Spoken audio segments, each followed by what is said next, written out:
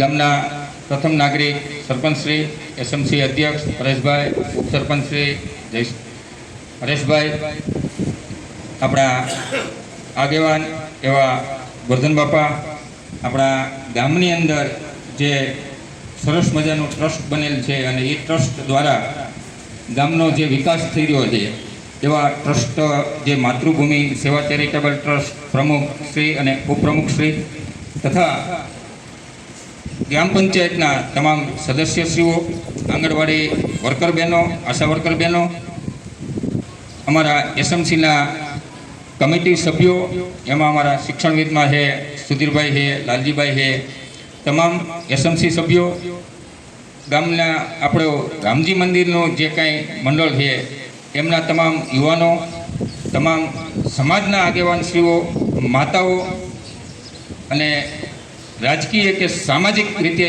તમામ સમાજમાં જોડાયેલા તમામ આગેવાનશ્રીઓનું આ તકે અને શાળાનો અમારો સમગ્ર સ્ટાફ અને વાલા વિદ્યાર્થીઓ તો શાળા પરિવાર વતી તમામનું હાર્દિક આવકારું છું, અભિવાદન કરું છું.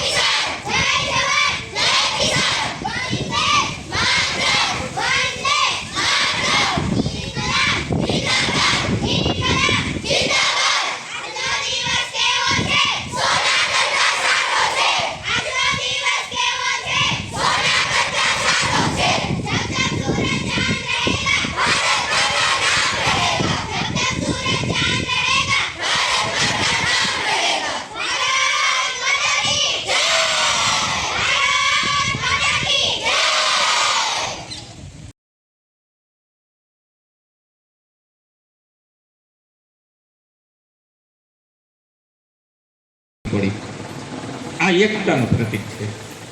મતલબ એ કે ભાઈ એકતા હશે, ગામની એકતા હશે તો સુંદર ગામ પણ બની શકે, સમાજની એકતા હશે તો સમાજમાં પણ સારું સમાજનું નિર્માણ થઈ શકે, માટે ઉપયોગી કંઈક બની શકે. કહેવાનો ભાવાર્થ એટલો જ કે જ્યારે આપણે એકતા નહોતી ત્યારે આપણા ઉપર બીજા લોકો આક્રમણ કરતા હોય છે. હાલમાં પણ એવું છે, એકતા હશે ત્યાં નહીં થાય, એકતા નહીં હોય અંદરો અંદર, અને એમ કે જો આ જાય તો મને સત્તા મળે, પણ ઓલા લોકો સામેવાળા જાણી ગયા કે આને સત્તા માટે લાલચ છે, એટલે એ માતા કી ભારત માતા કી. આજના યશસ્વીમાં સ્વાતંત્ર્ય દિવસના ગામના તમામ લોકોને મારી હાર્દિક શુભકામના. ગામની અંદર આનાથી પણ વધારેમાં વધારે સંખ્યામાં જો આપણે સ્કૂલે હાજરી આપીએ આવા કાર્યક્રમ દરમિયાન તો બાળકોને ઉત્સાહ વધારે થાય. તો બાળકોના વાલી જ્યાં મળીને આપણને એવું કહેતા હોય કે ભાઈ એને અમે કહીએ ને કે ભાઈ આજે એક આપણે પ્રસંગ છે ને જવું છે બહાર, તો આ બાળકો ના પાડે કે નહીં હું નહીં આવું, મારે એ કે સ્કૂલે જવાનું. એટલે આપણે લગભગ નાના બાળકોને 7 થી 8 સુધીના ખર્ચા તમે જુઓ તો 50-50 હજારનો આપણે ખર્ચા કરીએ છીએ પ્રાઇવેટ સ્કૂલોની અંદર. તો આપણે એ ખર્ચો અહીંયા નથી કરવો, મફતમાં છે શિક્ષણ, અને આપણે અહીંયા ભણાવતા નથી. શિક્ષકો સારા છે, ગ્રેજ્યુએટ લોકો છે બધા, પણ છતાં આપણે અહીંયા ભણાવતા નથી, એટલે એ આપણી ખોટ કહેવાય, મને એવું લાગે છે. અને શિક્ષકોનો પૂરતો સ્ટાફ છે, ભણતરમાં સારું છે, 90% હાજરી એટલે લગભગ આટલી બધી આવતી નથી કોઈની. એટલે આ સમયમાં પણ જો આપણે પૂરો સહકાર આપીએ અને બાળકો હશે ને તો જ આગળ જશે. ગામ મોટું છે, બાળકો ઘણા છે, પણ આપણે પ્રાઇવેટ સ્કૂલમાં મૂકીએ છીએ એ વધારે થોડું બોલું છે.